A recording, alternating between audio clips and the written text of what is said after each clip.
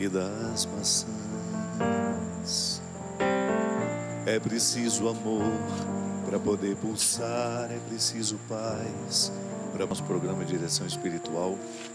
Hoje gravando aqui em Brasília, com toda a equipe da Canção Nova de Brasília, a quem eu agradeço pelo carinho, por me receber, e também a Andréia, que nos recebe aqui na sua casa, nos oferecendo esse espaço como um cenário natural, é uma residência mesmo, para que a gente não ficasse sem o programa.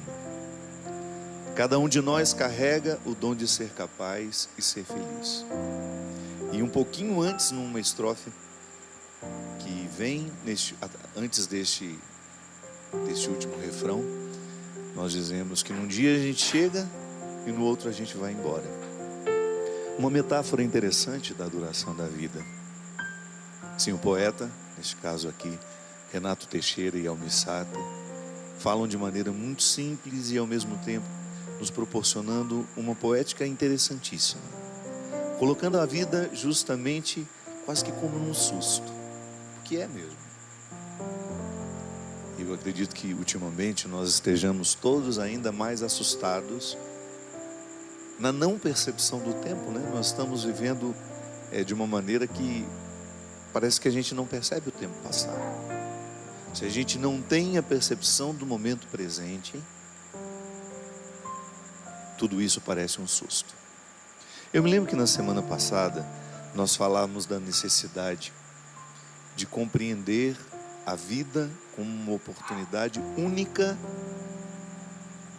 irrepetível, e nós falávamos do quanto nós somos pouco experientes em perceber o nosso cotidiano. Ainda essa semana lá no Twitter, uma pessoa que eu admiro muito, ela é psicoterapeuta, ela escreveu assim que, claro, eu não vou repetir da maneira como ela falou, porque não me recordo exatamente como foram as palavras, mas toda sexta-feira nós temos uma enxurrada de vídeos no WhatsApp, de mensagens dizendo assim, sextou. E ela fez uma reflexão interessante sobre isso. Ela viu um pouquinho os avessos. Claro, muita gente pode mandar só por uma graça mesmo, mas a expressão sextou, na maneira como ela é colocada nas redes sociais, dá-nos uma impressão de que a gente só suporta a semana, que nós ficamos loucos para viver o fim de semana como se ele fosse maravilhoso, espetacular, diferente de tudo aquilo que a gente experimenta ao longo da semana. E há uma tristeza mesmo nisso, né? Se você for pensar que a gente vive a segunda, a terça, a quarta, a quinta, a sexta também, como se fosse um peso, um fardo a ser levado, e que somente no momento em que nós iniciamos o fim de semana é que a gente tem algum alento. Aí eu até respondi para ela que talvez o problema esteja em nós não percebermos o valor dos processos. Sim, porque tudo aquilo que eu faço na minha vida é processual. É processual porque são fatos que estão alinhavados por um objetivo. Processo é isso, é tudo aquilo que está alinhavado, que tem coerência, que tem argumentos, e que depois quando você olha para ele é um todo. Não é apenas um detalhe, não, é um todo. O processo, ele vai observar todas as fases daquilo que está sendo analisado.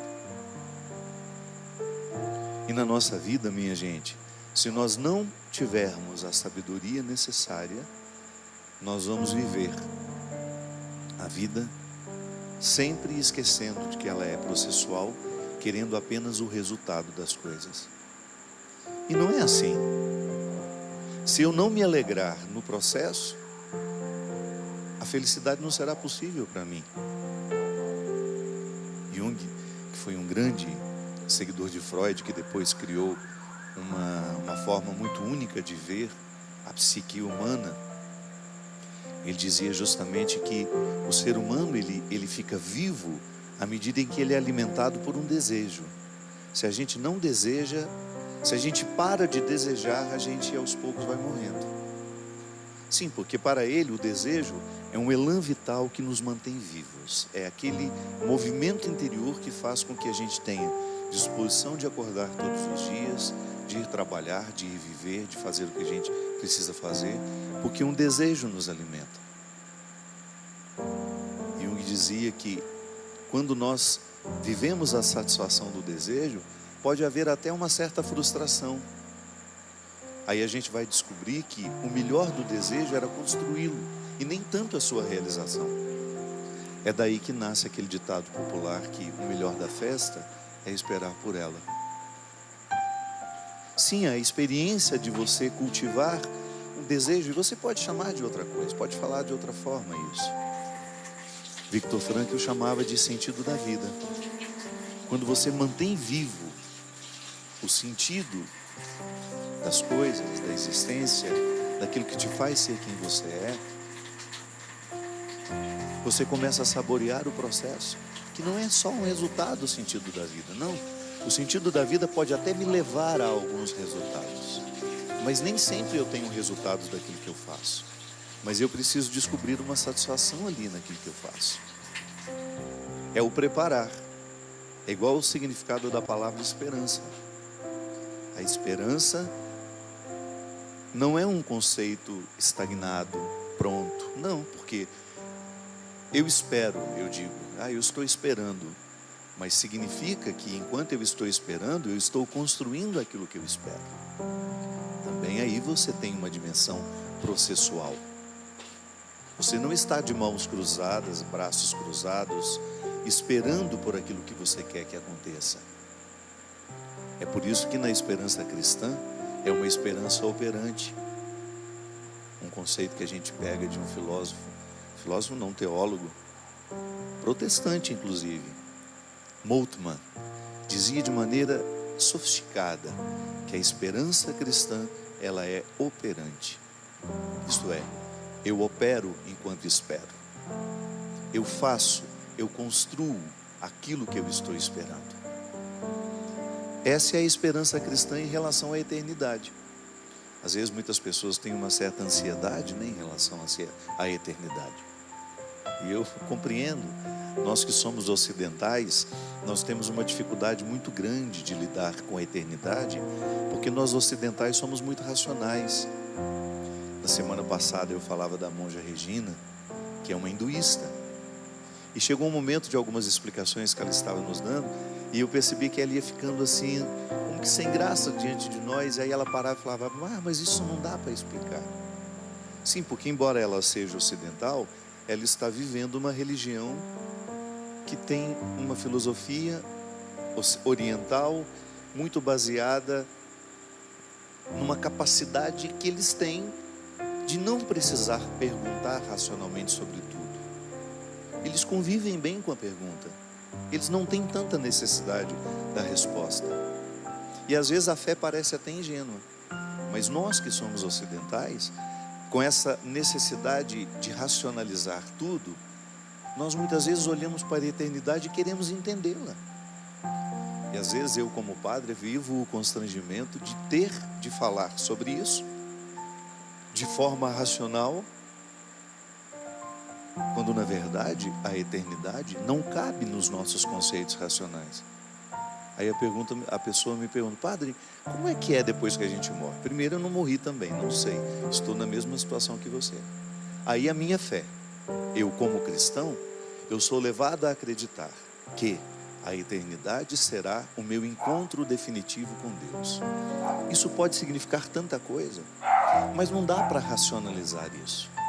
Porque se eu tentar racionalizar, há pessoas que têm necessidade de imaginar o céu igual uma cidade, com ruas, com casas, onde moram os melhores, onde moram os piores. Há pessoas que têm necessidade imensa de pensar o céu como se fosse um lugar igual aqui. Sim, se eu estou falando de eternidade, naturalmente eu preciso esquecer o tempo e o espaço, que são categorias humanas, terrenas. O tempo, esse que a gente olha no relógio. O espaço, essa localização, onde fica essa casa, onde fica a outra casa, onde está essa cidade. Você pega um mapa e você identifica as cidades, os países, os estados. Bem, se eu quiser compreender a eternidade a partir dos conceitos racionais e daquilo que racionalmente eu posso falar, eu vou ficar com uma visão muito mesquinha da eternidade. É por isso que Moltmann dizia que o conceito de esperança é a forma mais justa e honesta que nós temos de pensar a eternidade. A partir dele, eu espero, mas o que eu espero? Não sei. Será uma surpresa. Mas enquanto eu espero, eu preparo, porque a esperança é operante. Tá, mas como é que eu preparo? Vivendo bem. É vivendo bem que nós preparamos a eternidade. Pare de ficar com essa ansiedade, de ficar querendo saber como será depois da morte. Ocupe-se da vida, é a única maneira que você tem de preparar a morte. É a maneira mais justa, mais honesta que você tem de olhar para a sua eternidade, para aquilo que lhe espera, é vivendo bem o momento presente. Por isso que nós não podemos compreender uma religião que nos faz ter desprezo pelo tempo e pelo espaço. Durante muito tempo, vigoraram algumas espiritualidades que ensinavam as pessoas a ter desprezo pelo mundo. Não faz sentido, minha gente. O mundo a que Jesus se referia, vós estáis no mundo, mas não sois do mundo, essa expressão de Jesus para os seus apóstolos não era para que eles desprezassem as coisas do mundo, não, era para que eles soubessem que este mundo é passageiro, essa casa é passageira, este piano é passageiro, este material que nós estamos usando para fazer esse programa chegar até você é passageiro, essa televisão que você está tendo aí diante de você, por onde nós entramos, por onde nós passamos, é passageira. O dinheiro é passageiro, o sucesso é passageiro. Aí Jesus está ensinando que há uma maneira interessante de lidar com o tempo e com o espaço. Tá bom, eu tenho, mas eu não vou me apegar àquilo que tenho, porque tudo isso passa. É igual o apego às pessoas. Eu sei que é muito difícil a gente perder alguém, mas o nosso excesso de sofrimento na perda está justamente em não aprendizado. Nós não aprendemos que as pessoas também serão passageiras na nossa vida. A gente pode até saber, mas a gente não aprendeu. É igual a música.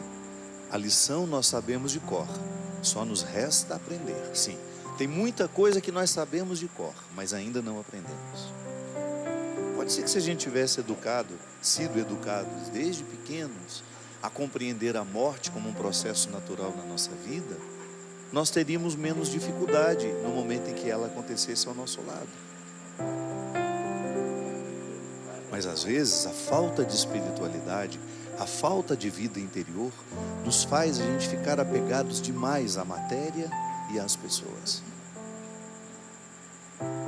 Pois é, são as nossas dificuldades, porque somos ocidentais, somos apegados demais ao tempo, ao espaço, e queremos compreender a eternidade a partir do limite que nós temos. Eu, como professor de escatologia, eu tinha que falar tudo aquilo que a igreja diz sobre céu, inferno, purgatório, mas eu tinha um desafio a mais, que não era apenas deixar os meus alunos reproduzirem o que a igreja ensina sobre isso, porque às vezes a catequese, ela pode ser mais uma vez um reforço deste excesso de materialidade. Então, a pregação, ela chega até mim falando do céu, falando da eternidade, e ela pode me sugerir novamente um reforço de que é material.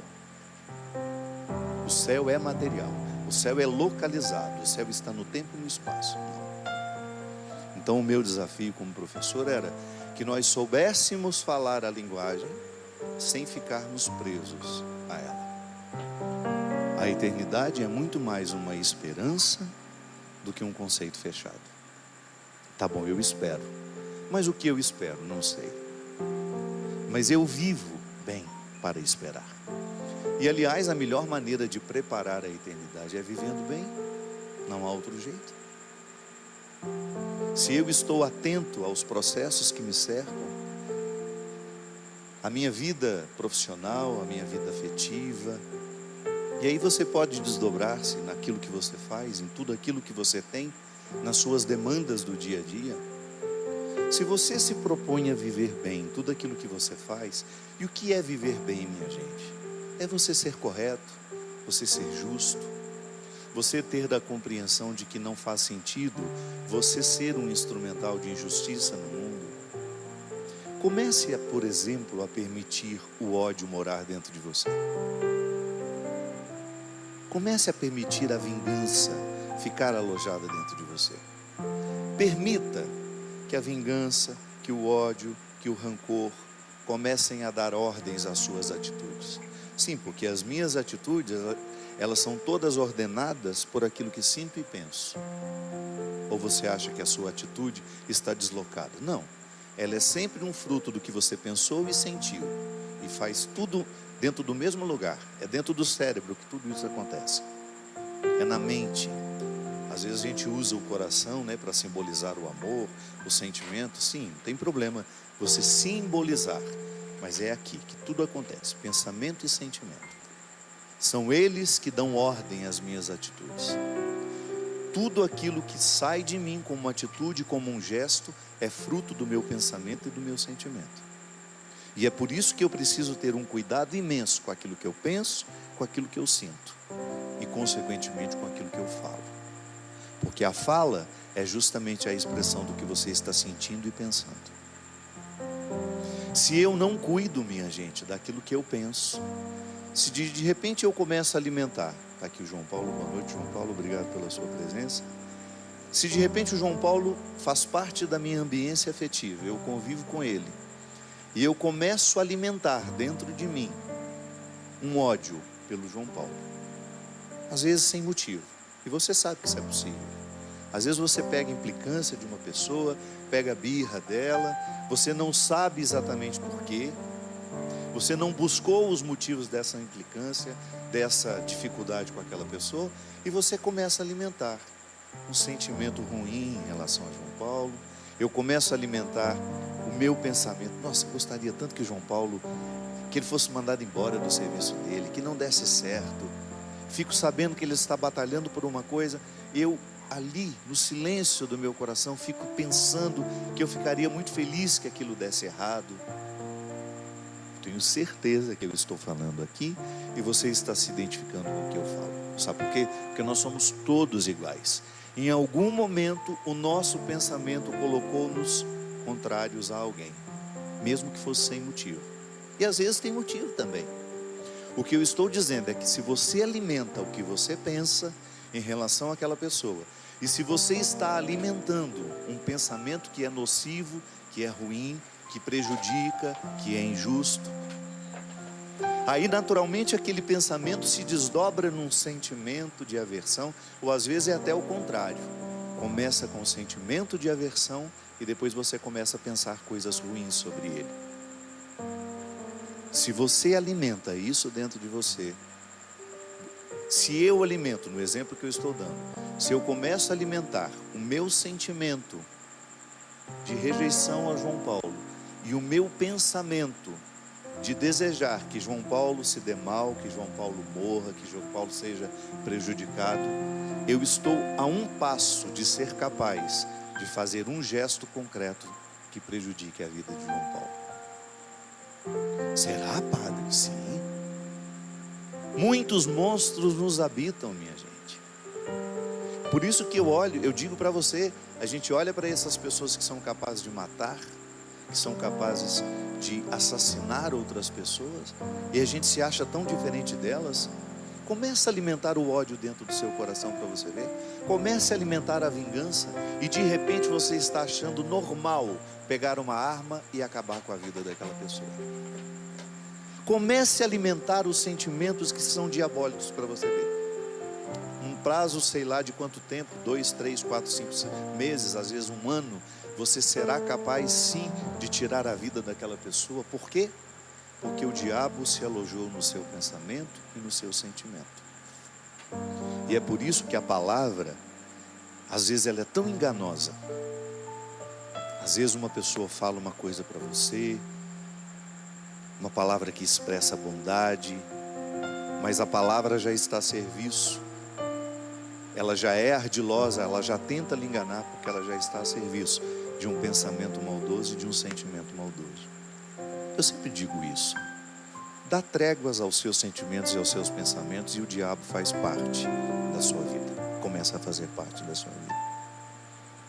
Aquela história de possessão demoníaca, eu nunca vi aquilo que aparece nos filmes. Nunca vi. Agora eu vejo o diabo alojado na mente de muitas pessoas, o tempo todo, que estão articulando maldade, não têm o mínimo de responsabilidade com os outros, são desonestas, são injustas. Ali sim o diabólico está tendo espaço para agir no mundo, através daquela pessoa. Então vamos só recapitular. A minha atitude é um fruto do que eu penso e do que eu sinto. Se eu estou alimentando pensamentos ruins, injustos, aí você pensa tudo aquilo que é ruim: mentira, infidelidade, maldade. Se o meu pensamento está nutrindo isso dentro de mim, ele está então julgando sentimentos também ruins, que vai me colocar numa oposição, que vão me colocar numa oposição em relação às outras pessoas. E sem perceber eu me torno um instrumento do mal. Volto a dizer, estou falando aqui e você está pensando. Claro, é bom assim. O programa só tem sentido se ele nos faz pensar.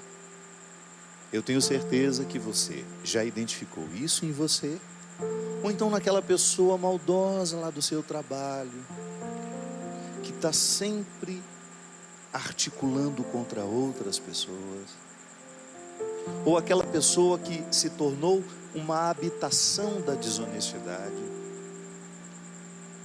Ela é capaz de qualquer coisa para manter os seus interesses. Ela é capaz de passar por cima do outro. Ela é capaz de causar um prejuízo e nem fica preocupado. Dá o calote aqui, dá um calote ali. Engana um aqui, engana um outro ali. Isso é possessão demoníaca. Porque nós não nascemos para isso. Mas em algum momento da vida, seja lá no nosso processo formativo, na primeira infância, quando nós somos tão frágeis, quando nós não somos capazes de refletir sobre os nossos pensamentos e sobre os nossos sentimentos, porque a gente ainda não sabe nem o que é certo e o que é errado, se não existe alguém ali para nos ajudar a purificar o que nós estamos sentindo e pensando, com frases muito práticas: meu filho, isso não pode, porque a criança, minha gente, ela não esconde o que ela pensa e o que ela sente. Tanto é que em muitos momentos, quantas vezes uma criança de 3, 4 anos fala: eu vou matar você, grita isso para a mãe, porque está sendo contrariada. A gente pode pensar: mas isso é tão inocente, é coisa de uma criança. Sim, se não há uma correção ali naquele momento, carinhosa, amorosa, dizer: meu filho, nunca mais diga isso, porque é muito feio matar alguém. Para que ela possa começar a entender, para que aquela linguagem não crie dentro dela uma disposição ao pensamento futuro e ao sentimento futuro, que quando alguém me contrariar, é justo eu poder matar. Eu posso matar. Se a gente não tem uma pessoa nos orientando, minha gente, seja pai, seja mãe, seja avó, avô, tio, irmão, vizinho, se nós não tivermos na fase em que nós não temos este filtro do certo e do errado, se nós não temos alguém para nos ajudar a entender o que a gente sente, o que a gente pensa, nós nos tornamos futuros assassinos. Nós seremos, em potencial, aqueles que invadiram a escola e exterminou todo mundo. Quando é que começou aquele crime? Naquele dia, num dia anterior? A justiça já chegou à conclusão de que foi um crime premeditado. Sim, mas uma semana antes, 2 meses antes? Não. Aquilo ali começou na infância daqueles meninos, quando o essencial foi negado a eles. O essencial, quando nos é negado, minha gente, deixa um buraco imenso. Uma criança não nasce para ser bandido. Ela não nasceu para dar errado. Agora, o que nós fazemos com ela contribui justamente para que aquela índole, às vezes maldosa que ela tem, cresça. Quem pode dizer que nós também não temos essas índoles dentro de nós? Temos. Descuide de você para você ver o monstro que você se torna. Eu sempre digo isso. Nós que somos religiosos, nós que vivemos uma experiência de Deus, porque publicamente dizemos isso aos outros. Não estou dizendo que aquele que não diz não viva. Estou dizendo eu, no meu caso. Você já imaginou que contraditório seria se nos meus bastidores eu fosse uma pessoa maldosa? Se eu não tivesse capacidade de reconhecer os meus erros? Se eu prejudicasse João Paulo conscientemente, mesmo sendo padre? Isso acontece muito. Uma casca religiosa para esconder maldades vergonhosas. Como os padres que foram acusados de pedofilia, abuso sexual de pessoas que vão buscar, ou outras lideranças religiosas, padres, pastores, leigos, que exercem uma autoridade religiosa sobre alguém e abusam, ultrapassam uma maldade, minha gente, que está protegida pela religiosidade. É o que eu estou dizendo. Se eu não cuido dos meus sentimentos e dos meus pensamentos diariamente, purificando-os, pedindo perdão a Deus e aos outros, eu me torno um monstro. Sim, tenho potencial para ser santo? Tenho, mas também tenho potencial para ser um monstro. E com você não é diferente. É por isso que você precisa ficar muito atento ao que você sente, ao que você pensa e, consequentemente, ao que você fala, para que você não se torne um obstáculo para si mesmo, para que você não se torne um monstro, para que você possa recolher de você somente aquilo que você tem de melhor e purificar no dia a dia, para que toda essa tendência que você tem a fazer a maldade não cresça dentro de você. Nós vamos para um rápido intervalo e a gente volta já já com o programa Direção Espiritual. Estamos de volta com o programa Direção Espiritual. Muito obrigado pela sua companhia. Mais uma vez, obrigado à equipe de Brasília, que com tanto carinho nos recebe. Obrigado, Andréia, toda a família que nos empresta hoje essa casa. Obrigado, João Paulo. Muito obrigado pela sua presença, meu querido. Mais uma vez, né? Segunda vez comigo, né? Nós fizemos aqui um programa de Natal. Foi ano passado? Não. Retrasado. Ano retrasado. Temos aqui várias pessoas que nos escreveram. Achei interessante essa daqui. Boa noite, Padre Fábio. Quando eu tive o meu filho, logo em seguida tive uma depressão pós-parto. E naquele momento a minha irmã ajudou muito na criação do meu filho. Mas depois de um tempo, com a graça de Deus, eu me recuperei, fiquei ótimo. E eu fui percebendo que a minha irmã tinha se apoderado do meu filho. Aí comecei a me impor diante da situação, mas com muito cuidado, porque a minha irmã não pode ter filhos. Mas ela começou a dizer palavras negativas para mim, dizendo que eu estava doente. Já tentei conversar muitas vezes com a minha irmã, minha mãe, mas elas falam que eu sou doente. Padre, já até pensei em deixar de visitar minha família, mas daí fica difícil porque eles são a minha família, o meu espaço. O que eu faço diante dessa situação? Bem, primeiramente, é possível que você tenha razão naquilo que você diz. Não sei, não conheço a realidade com mais profundidade, eu não sei o porquê elas dizerem que você é doente quando você diz isso. O fato é que, quando nós temos uma depressão pós-parto, quando eu falo nós, eu nunca tive, né? Porque eu também não posso ter um parto. Nós, enquanto humanidade, eu gosto sempre de me incluir no discurso. Quando uma pessoa enfrenta a depressão pós-parto, e isso eu vi dentro da minha casa, minha mãe Heloísa teve, quando teve o filho dela, o Conrado. A depressão pós-parto praticamente retira da mulher as condições da maternidade. Ela fica, inclusive, sem condições de amar. Não é só os cuidados. Ela fica privada do sentimento positivo. Que a depressão faz isso com a gente, né? Toda vez que nós estamos num processo depressivo, o que prevalece em nós é o sentimento negativo. É tudo aquilo que... O ruim da vida fica muito, e a vida tem coisas ruins mesmo, mas o ruim fica prevalecendo sobre as coisas boas. Isso é tão perigoso porque se a visão do que é ruim vai prevalecendo, daqui a pouco a gente se torna capaz de tirar a própria vida, porque já não há nada segurando-nos aqui no tempo e no espaço. Não há nada do significado da vida que possa nos segurar. Na depressão pós-parto, então, a mulher, ela não fica somente privada, ela não tem só a não disposição de cuidar do filho, ela também tem uma indisposição ao amor. E dependendo do agravamento do quadro, ela pode não desejar mais aquela criança. Às vezes a rejeição é tão profunda que ela não quer ver aquela criança. Eu não sei qual foi a intensidade da sua depressão, minha filha. O que eu sei é que a sua irmã, certamente percebendo a sua indisposição ao menino, e não tendo ela passado pela oportunidade de ser mãe, descobriu ali naquele socorro que ela estava dando, ela foi, à medida que foi cuidando do sobrinho, ela foi desenvolvendo a maternidade que ela não tinha vivido em outras, com filhos dela. E aí você tem sim um estreitamento de vínculo que pode ficar desordenado. Por exemplo, eu me lembro que nos primeiros dias da depressão da minha irmã, e foi tão grave, minha gente, que teve um dia de madrugada, eu me lembro, eu estava dormindo no quarto com ela porque eu estava ajudando a cuidar. Eu era um adolescente na época, eu nem estava no seminário ainda. E eu me lembro que ela foi amamentar o Conrado, e o Conrado chorava. Ela arremessou o menino, ela jogou ele numa distância, assim. E assim que ela jogou, ela assustou com a própria atitude. Foi um choque para ela.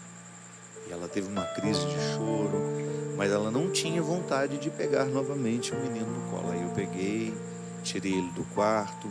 Graças a Deus ele não machucou, porque era frio. E ele estava muito enroladinho, né? As crianças antigamente ficavam muito enroladas, né? Punha cueiro, punha não sei mais o que, e punha manto. Então ele quicou igual uma bola na parede. Coitado. E aí eu peguei Conrado, saí com ele do quarto.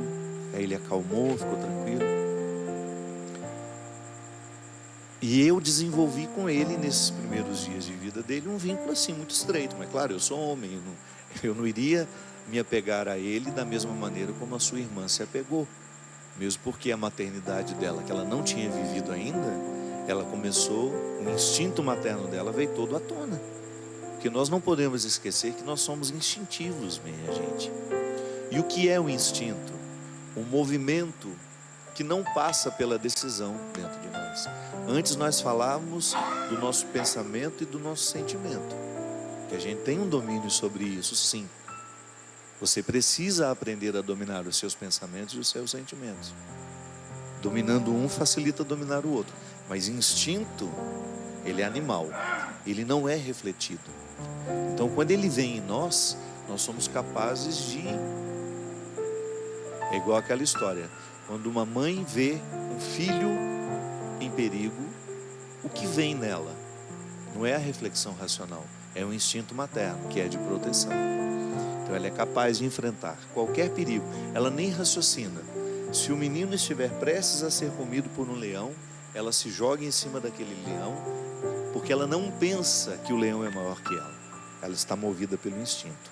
Então, quando nós estamos movidos pelo instinto, existe um espaço muito estreito para a reflexão. Então, a sua irmã certamente não teve muita, a partir do momento que o instinto aflorou, ela não teve muita escolha. Ela se afeiçoou ao menino e sentiu-se mãe dele.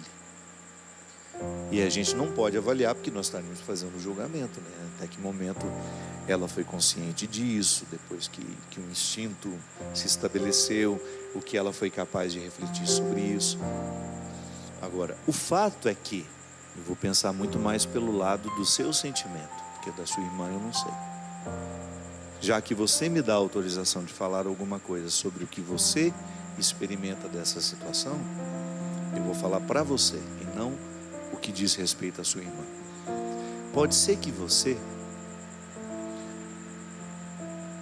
reviva um pouco da sua depressão toda vez que você vê o seu menino se relacionando novamente com a sua irmã. Então pode ser que você, no momento em que estava deprimida, começou a perceber que a sua irmã estava sendo mais mãe dele do que você. E agora, já curada da depressão, quando você vê a sua irmã se estabelecendo com seu filho, uma relação normal de tia e filho, você, na sua cabeça, retome o sentimento que você tinha naquela época, que tinha motivo.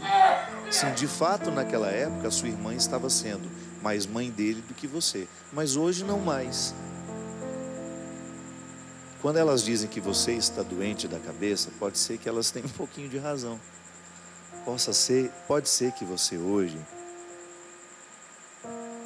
esteja recobrando do passado aquele sentimento de perda que você teve, porque isso é muito difícil de administrar. A mãe que vive a depressão pós-parto, ela sabe que ela não tem condições de cuidar do filho, e quando ela vê uma outra pessoa cuidando, ela pode até no primeiro momento achar aquilo bom, que está fazendo por ela aquilo que ela não é capaz de fazer, mas no fundo, ela sente que está perdendo o filho para aquela pessoa. Nós somos muito confusos, né? Os nossos sentimentos são todos muito contraditórios. Então eu posso, no mesmo sentimento que me faz feliz, que tem alguém cuidando do meu filho para mim, eu posso também sentir o avesso desse sentimento, que é de perda. Alguém está cuidando para mim e eu estou perdendo a oportunidade de cuidar. Então esse sentimento contraditório, ele é desconfortável. Mas quando nós estamos saudáveis do ponto de vista emocional, a gente tem facilidade de corrigir isso. Você equaliza ali os dois lados do sentimento e fica bem. Agora, quando nós estamos adoentados do ponto de vista mental, é muito difícil fazer a equalização. Então pode ser que hoje você esteja não vendo o momento presente somente. Você está vendo a cena da sua irmã tendo um carinho com seu sobrinho, com seu filho, uma coisa que é muito natural. Eu tenho um carinho imenso pelos meus sobrinhos quando estou com eles. Mas você, porque tem um registro de perda em relação à sua irmã na época da sua depressão, então você aflora o sentimento. Então eu acredito que seja mais interessante você pensar a partir de você. Se você de fato não está ressuscitando o sentimento de perda daquela época. E aí você vai ter que admitir que você está um pouco doente, sim. Que a sua mãe, que a sua irmã, ao dizerem que você está doente em pensar isso, não é nenhum problema você entender que porque a sua irmã teve uma ligação mais estreita com seu filho, ele também continue tendo uma relação estreita com ela. Mas não é porque ele te nega como mãe, não. É porque ele foi muito cuidado por ela, então o sentimento é positivo. Então não fique interpretando como negativo um vínculo de amor que o seu filho tem. Vou te dar um exemplo. A minha mãe é uma mulher que sempre soube me amar, muito do jeito certo. Eu nunca me lembro assim da minha mãe ter demonstrado ciúmes. E olha que eu sempre fui um menino que, graças a Deus, sempre fui muito amado. Na vizinhança, como eu sempre gostei de pessoas mais idosas, de estar com elas, de conversar com elas, eu tinha muitas vovós ali naquela região da minha casa que gostavam muito de mim. Nunca vi minha mãe sentir-se enciumada porque eu estava recebendo amor de outros. Hoje é a mesma coisa. Às vezes eu tenho situações em que eu ligo para minha mãe, estou aqui com fulano de tal, e minha mãe sabe que aquela pessoa gosta muito de mim. Como eu estar aqui, por exemplo, na casa da Andréia, que tem um carinho por mim, uma admiração, enfim, eu faço parte da família aqui. A minha mãe sente-se feliz quando sabe que eu estou num lugar que eu sou amado. Então, se você contorna o sentimento que você tem, você vai ficar no lado bom da coisa. Nossa, que bom, a minha irmã gosta tanto do meu filho. E você pode interpretar isso até como um privilégio. Se você precisar fazer uma viagem mais longa, com quem que você vai deixar seu menino? Certamente vai ser com a sua irmã, que você sabe que cuida dele como se fosse mãe dele. Então retire o aspecto negativo do sentimento e você vai ficar somente com aquilo que é bom. E você se garanta como mãe, pelo amor de Deus. Às vezes a gente tem o sentimento de perda quando a gente esquece da competência que a gente tem naquilo que a gente faz. Você é a mãe dele. Então, se você faz bem o seu papel de mãe, não há por que ficar insegura. Seu filho nunca vai esquecer de que você é a mãe dele, por mais que ele goste da tia. E o fato de existir entre o amor estreito entre os dois não vai modificar a sua relação com ele. Sabe, minha gente, às vezes nós temos algumas inseguranças que a gente precisa aprender a administrar. Às vezes a gente sofre sem motivo, sem razão. A gente exagera no aspecto negativo daquilo que a gente enxerga. Não faz sentido. Posso levantar aqui, minha gente? Não faz sentido a gente ficar preso aos aspectos negativos do que a gente viu, do que a gente enxergou. Volta àquilo que nós dizíamos no início do nosso programa. A vida é um processo, é uma caminhada. Eu saio de casa para chegar a um lugar, só que eu tenho que lembrar que o caminho já é um lugar. Aliás, é uma das últimas conversas da menina com o homem deste livro. Como eu falei na semana passada, tenho recomendado muito este livro porque eu acredito que ele seja um auxílio para viver os dias de hoje, em que a gente está tão indisposto a essa conversa interior que nos ajuda a esclarecer. O homem, depois de viver todo o processo da conversa com a menina, ele chega à conclusão de que é preciso compreender que o caminho também é um lugar. Não faz sentido eu planejar a minha vida para chegar àquele lugar e só acreditar que a felicidade só vai acontecer quando eu conquistar aquele lugar. Não. Todo o processo para a conquista daquele lugar precisa me provocar alegria, senão a vida se transforma em fardo. Eu sei que o seu dia a dia é pesado, sei que é complicado ser você, fazer o que você faz, estar onde você precisa estar. Sei que às vezes você tem mais fardos do que alegria, mas procure descobrir alguma coisa no meio desse fardo que possa lhe trazer alegria, para ser justo, para você não viver de forma tão amarga. Sim, às vezes nós prestamos atenção demais no aspecto negativo do processo e ficamos indispostos para recrutar o que daquilo também pode ser bom, o do que a gente está vivendo. Tantas coisas hoje estão chamando por nós, tantas oportunidades, tantos caminhos à nossa espera, inclusive aqui dentro, né? Caminhos que você precisa andar dentro de você. Alegre-se com os processos também, e não só com os resultados. Nem sempre nós vamos ter resultado. E volto a Jung, também dizia, é Lacan que dizia isso. Lacan dizia que é o desejo que nos move. Tá bom, então eu vou identificar que esperar pela festa também é bom, porque você cria uma motivação interior. E vai chegar algum momento, vai ter situações em que a festa não será nada perto da alegria das esperas. Foi muito melhor esperar por ela do que a festa necessariamente dita. Isso acontece. Às vezes aquilo que eu esperei me deixou muito mais feliz do que aquilo que foi a realização do que eu esperei. É o que eu desejo do fundo do meu coração, que você fique atento aos caminhos que você anda, que você descubra que ele também é um lugar, o caminho é um lugar que precisa ser saboreado, que precisa ser percebido. Tenho 2 horas de ônibus até o meu trabalho. Leve um livro. Você vai ter a oportunidade de ler muito mais do que aquele que não tem as 2 horas de ônibus. Ao invés de ficar preso no celular o tempo todo, leve um livro. Dá para ler um livro por semana, quem tem 2 horas de ônibus todos os dias. Descubra o hábito da leitura. Ande pelos caminhos que o livro lhe proporciona. Faça alguma coisa ser positiva naquela rotina que às vezes é pesada. E que Deus nos abençoe neste propósito. Que os nossos caminhos sejam transformados em lugares.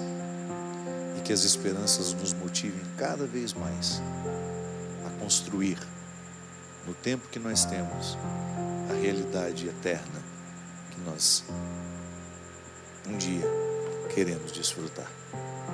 Derrame sobre nós a bênção e a proteção do céu. O Deus Todo-Poderoso, Pai, Filho e Espírito Santo. Amém. Até a semana que vem, se Deus quiser.